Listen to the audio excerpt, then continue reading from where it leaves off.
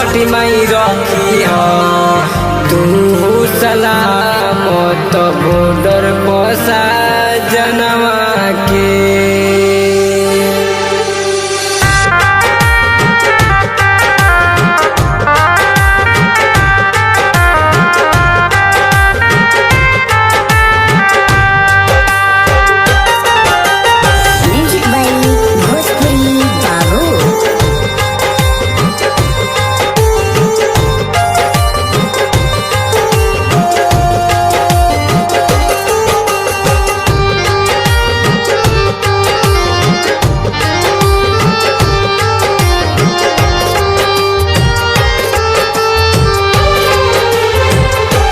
जोरी कहिले सुनिल ना हमरा कहनिया के छठी माई रखी हो तू सलामत पौदिसा जनवा के।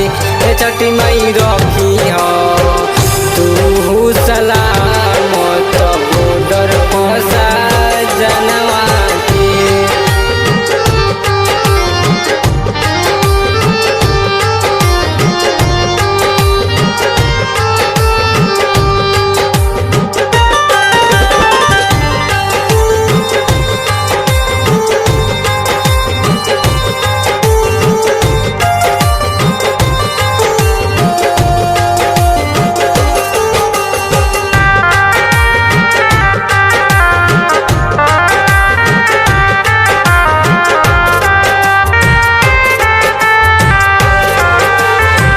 देशवा के फौजी हौवे शान हौवे हमारा आंगनवा के। छठी माई रखी हो तू सलामत पौदिसा जनवा के।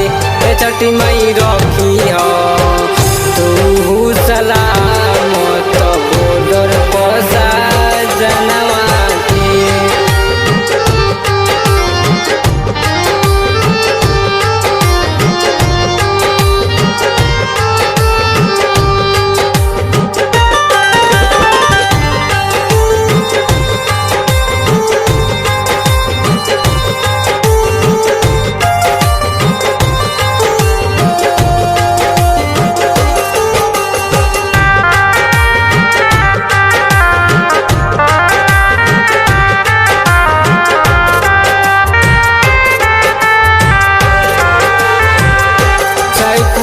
मोल लिखे सुने लोग राम के भजनवा के। छठी माई रखी हो तू सलामत पौदिसा जनवा के। छठी माई रखी हो तू सलामत